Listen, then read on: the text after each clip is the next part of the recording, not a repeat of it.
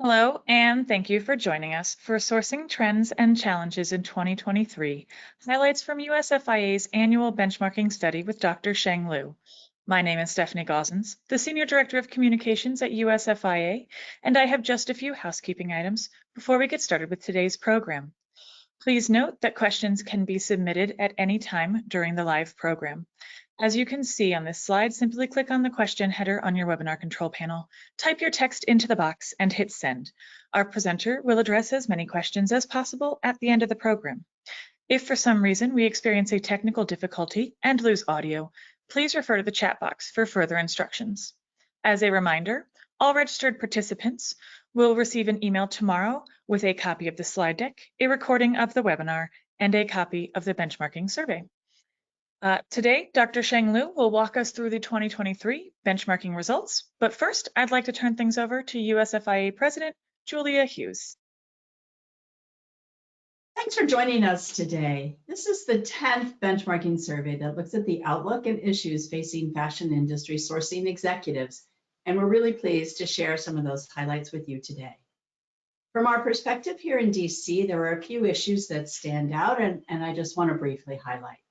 The first big issue, of course, is the level of concern about the future of the US-China business relationship. As I know I've said many times to many of you, one of the few issues that unites Republicans and Democrats in the US Congress is their focus on the threat from China. At a recent congressional hearing, the focus was on the theme of decouple, de-risk, diversify. And diversification seems like an appropriate way to summarize how the fashion industry is responding to this new level of economic and diplomatic uncertainty. Nearly 80% of respondents plan to reduce their China sourcing over the next 2 years.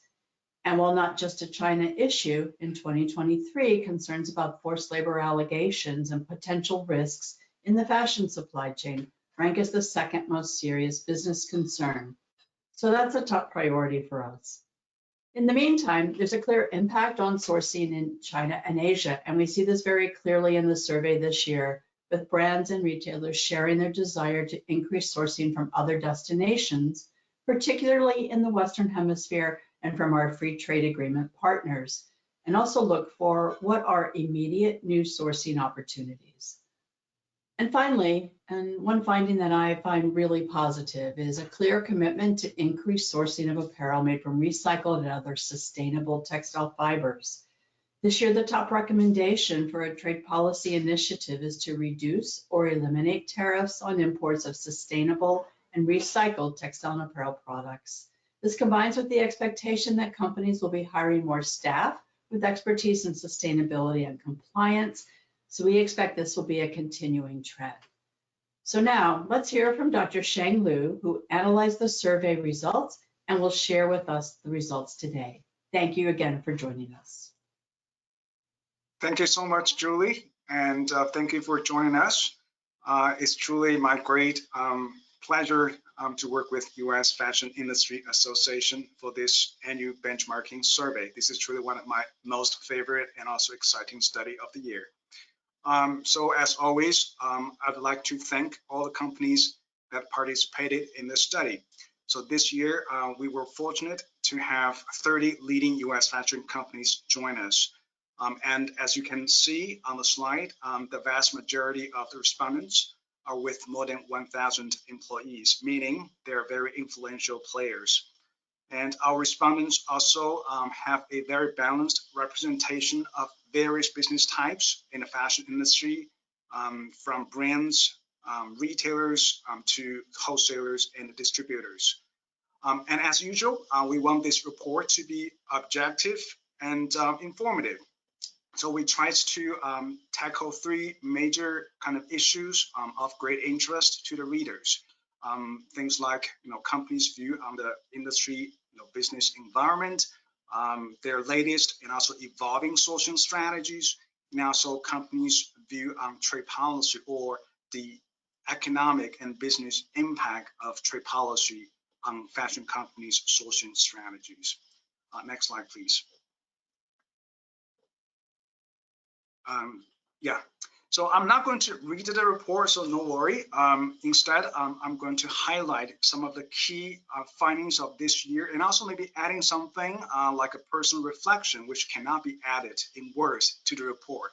But also, I really hope that after this presentation, you will have more interest in reading the study, which is published on U.S. Fashion Industry Association website. Okay. In the past, say last 2 years ago, I think there's kind of very concentrated theme each year. Like 2 years ago, most of the concerns about COVID-19. Last year is about inflation, but this year somehow I find it's really a busy year.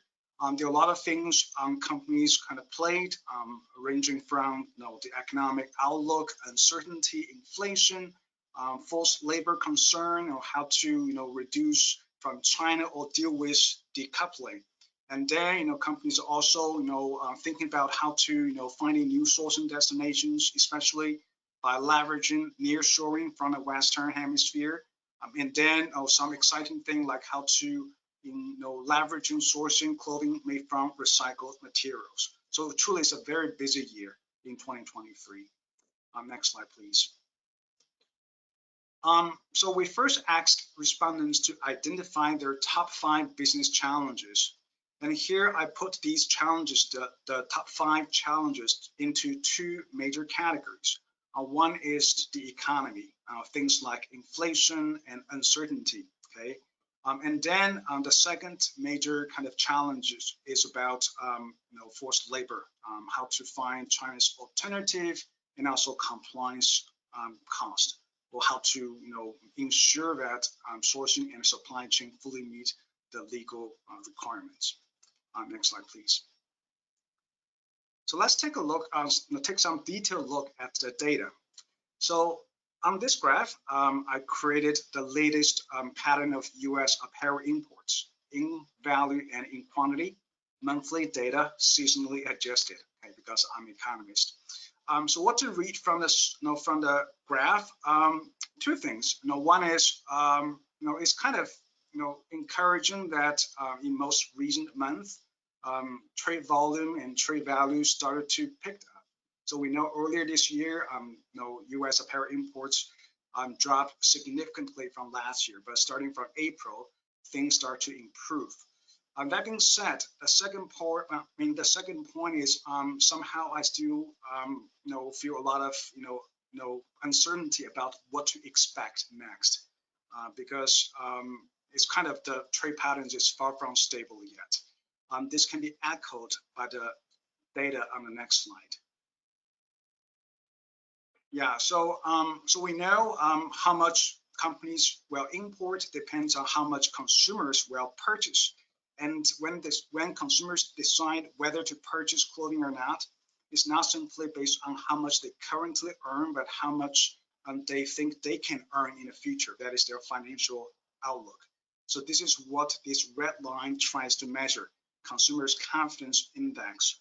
And as you can tell from the graph, the value of consumer index was still much lower than the pre-COVID level, and also the value this year kind of very fluctuating. So once again, there are a lot of uncertainties out there, and also in terms of the total sales volume is kind of flat this year. So this is why companies are hesitant to import a lot of clothing this year. Next slide, please.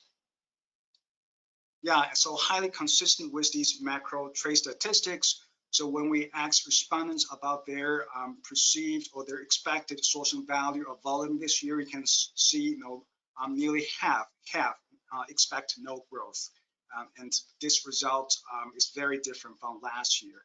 And also I can recall because last week when I was in Las Vegas attending the Sourcing at Magic, and I talked to vendors coming from different countries, and they draw the same kind of or they share the same concern, lacking of sufficient sourcing orders from U.S. fashion companies. Really is one of their top challenges this year. Next slide, please. Yeah, and then, in terms of inflation, and just putting it this way, I think, truly is kind of a lesser concern this year compared to a year ago. But in terms of the absolute sourcing cost or production cost, it continued to rise, because of the macro environment. If you look at the blue line, the U.S. inflation rate continued to increase. Just the overall pressure is less significant. Next slide, please. And another major difference is the key factors affecting sourcing cost kind of go back to more traditional this year. So you may recall last year, the top concern was the hiking shipping and logistic cost. But this year, the key factors affecting sourcing costs turn back to issues like wages, raw materials, but there's one thing that is relatively new, that is higher compliance costs because of the new forced labor legislation in the U.S. and also around the world. Next slide, please. Yeah. So given all these numbers, all these kind of indicators, so it's not surprising to see respondents express more cautious about the next 5-year outlook. So less respondents express total optimism. But that being said, still I think the future of our fashion industry remains very promising. If you look at in the study, we also asked respondents about their 5-year hiring plan. Still, the vast majority of respondents expect to hiring more talents.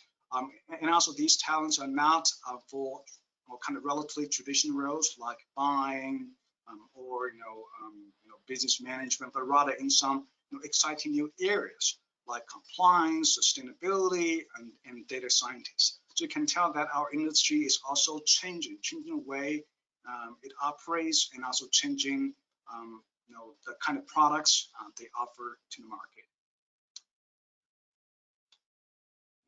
Yeah. Okay, so that's the overall business environment. So based on that, let's take a look at companies' detailed sourcing strategies in 2023. This is not the first time I mentioned that, but this used to be one of the most boring graphs I keep updating each month. One, I feel bored because there's no change. So this graph shows the value of U.S. apparel imports by regions. You can see the red bar refers to the value of imports coming from Asia, almost the same percentage. But this year kind of shows some differences here. You can see Asian countries' market share went down. Instead, U.S. companies source more from the Western Hemisphere. Okay, next slide, please.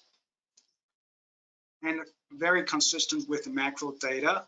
So when we ask respondents about their most frequently used sourcing destinations, and for the first time, of these top 10 most utilized sourcing destinations, 3 are non-Asian countries, and all of these 3 are in our region, including Mexico, Guatemala, and Nicaragua. Okay. Next slide, please.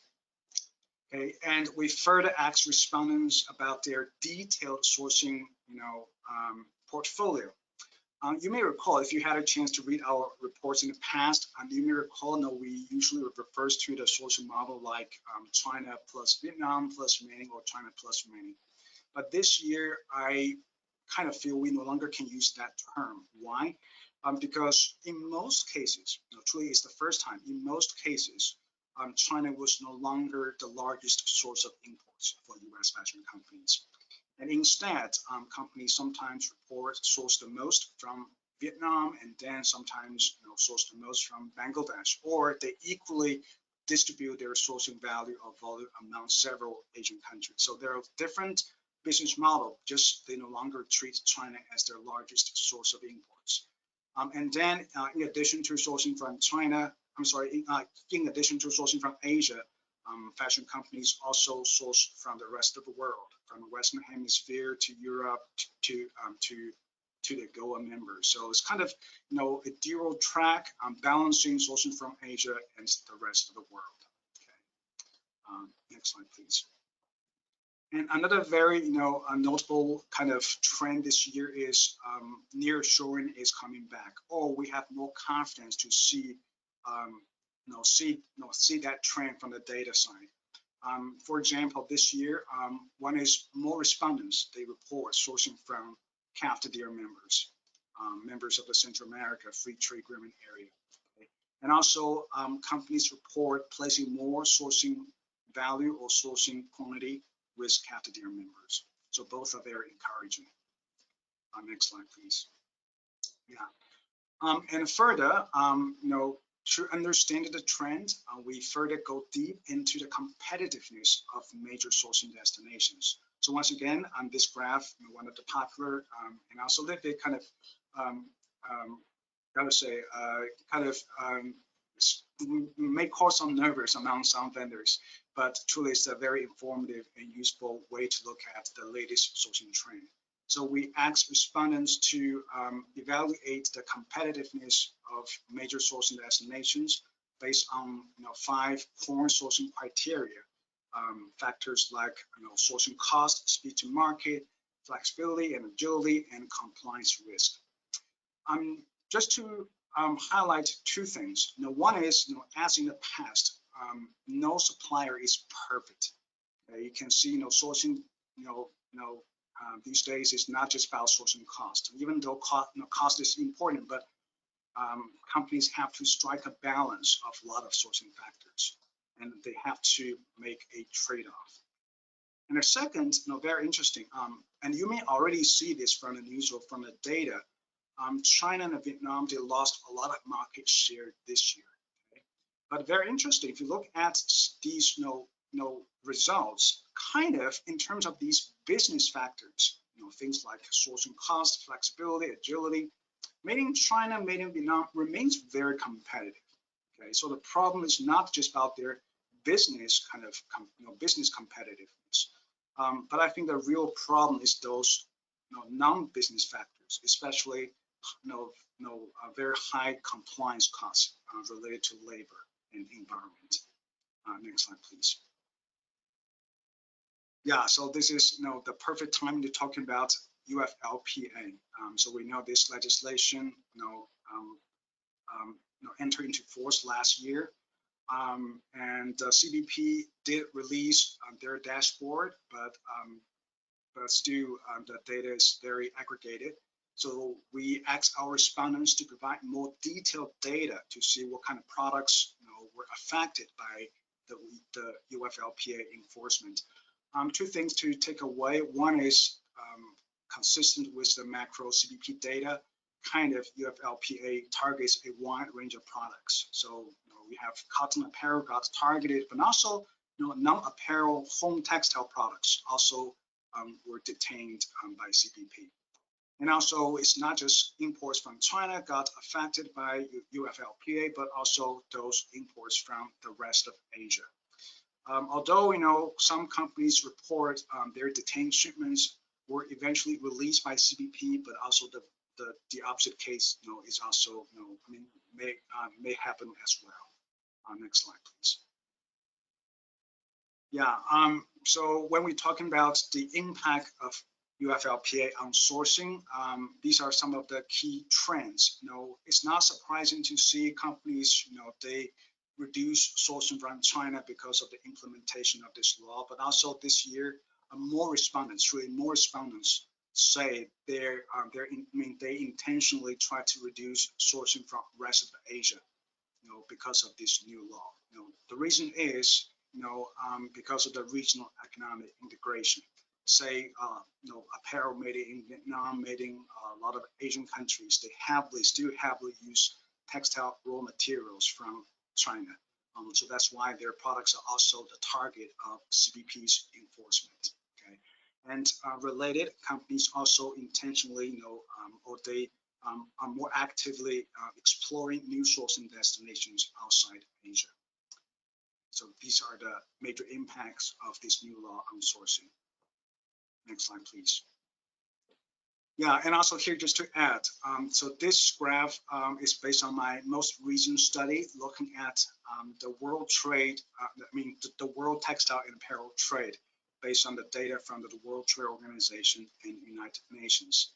Just put it this way, I think we should not underestimate the impact of Uyghur forced labor, the UFLPA. It's not just about finished goods, and very interesting, Asian countries, those leading apparel exporting countries in Asia outside of China, they also realize the threat. They also feel the pressure maybe from their importers. So they start to gradually reduce importing textile raw materials from China. So I'm not fully sure like how quickly this trend will occur, or to which extent these countries can reduce their reliance on textile raw materials from China. But it's very interesting to see the trend kind of start to emerge. So that's the kind of the broader impact of the Uyghur Forced Labor Act.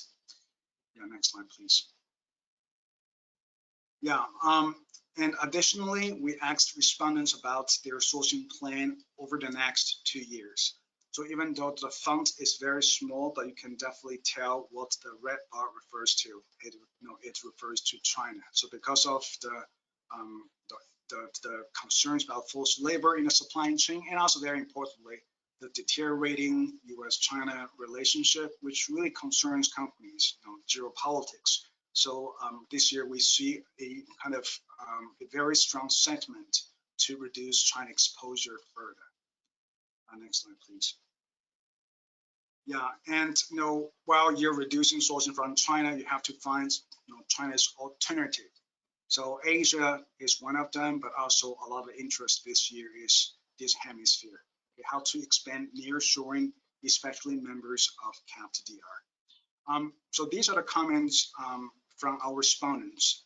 One is respondents call for supporting, call for immediate alternative to sourcing from China. They truly more investments. We see more and more investment coming to the region, to the CAFTA region. That's encouraging, but also how to also help companies to find immediate alternative in the short run is also very important. And a second, as you can tell from the respondents, even though the question is how to further expand apparel sourcing from CAFTA-DR, but the lack of sufficient textile raw materials remains one of the key bottlenecks that prevents fashion companies from doing so. Next slide, please. So here's, I try to give you some more detailed data to illustrate what does it mean, we, kind of lack sufficient textile raw materials from, CAFTA-DR regions or from our hemisphere. Now, one is, respondents, only 1/3 of respondents reported, their textile raw materials currently coming from CAFTA-DR members or from the U.S. Instead, still, they rely heavily, on textile raw materials coming from Asia, especially from China.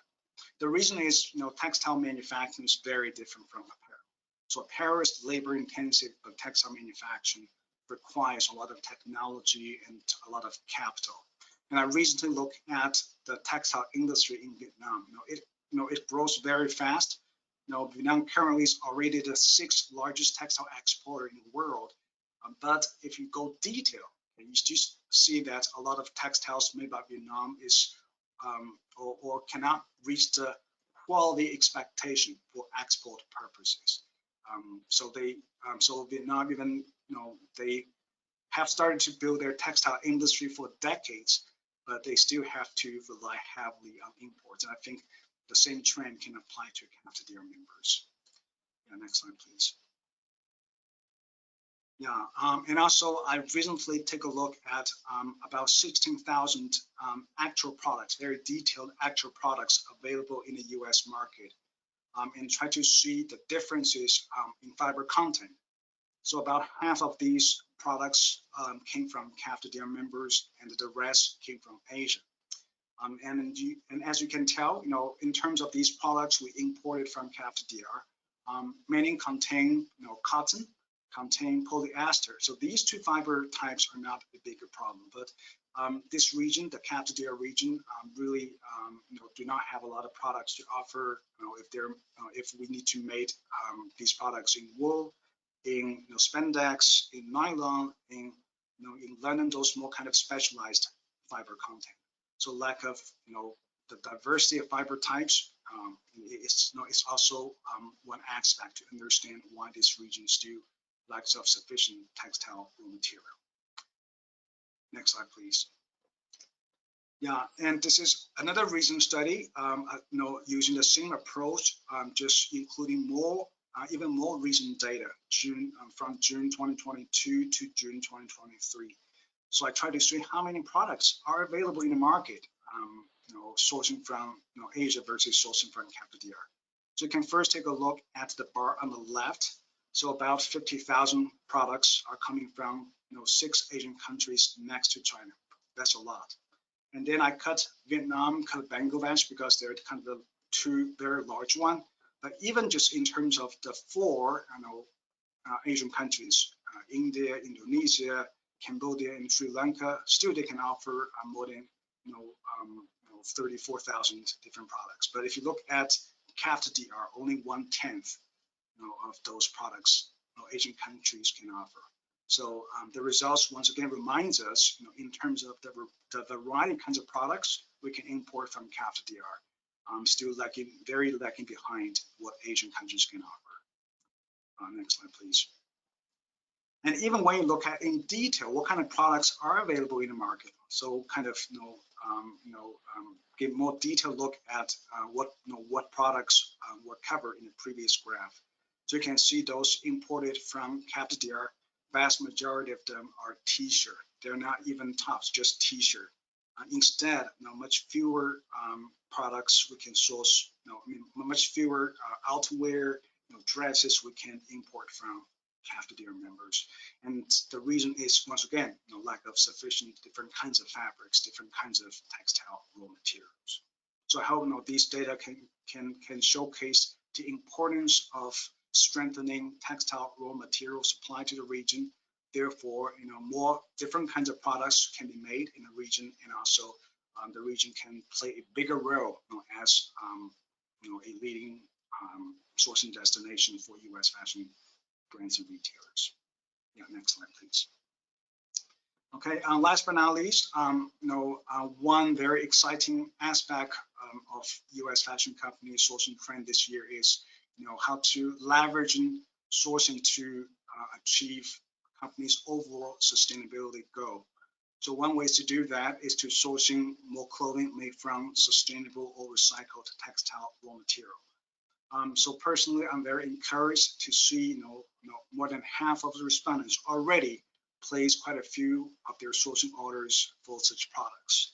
And my personal study also shows that currently more than 40 different countries actually are supplying such products to the US market, and China is not the leading supplier. Instead, many of such products can be sourced from this hemisphere, Western hemisphere, and also including locally from the US. So how to leverage in sourcing clothing made from recycled materials to achieve some general sourcing objectives like sourcing diversification, expanding nearshoring, I think is very promising. Okay. And also respondents tell us that they still face some challenges to source more such clothing. The top challenge is cost, because we have to purchase more expensive machines to recycle clothing, or there's some additional labor-intensive process like sorting used clothing, and also more expensive shipping and logistic costs. So all add to the higher sourcing and production cost for clothing made from recycled materials. So that's why, and I think there's a great potential for policymakers to offer more incentives to encourage green trade. So we know CBP last year launched the new green trade strategy, and I think our industry can really be a great example to help achieve that goal. Okay. Yeah, so kind of these are the major highlights for the study, but definitely we cover some additional topics this year. Next slide, please. Things like companies' detailed 5-year outlook. This can be very valuable. Companies' qualitative comments, regarding how to reduce China exposure and how they look at the most recent trend of decoupling or de-risking. I think some companies are ready, and also companies' view on their trade policy priority, and also the AGOA, whether or how the renewal issue will affect their sourcing from the region. You can see some interesting, responses and comments from our surveyed companies. Yeah, so that's all I want to share for today. But thank you again for contributing to the survey, and feel free to let us know if you have any questions. We would like to make this report even more useful and informative to our readers. Thank you. Yeah, and I'll be happy to take some questions.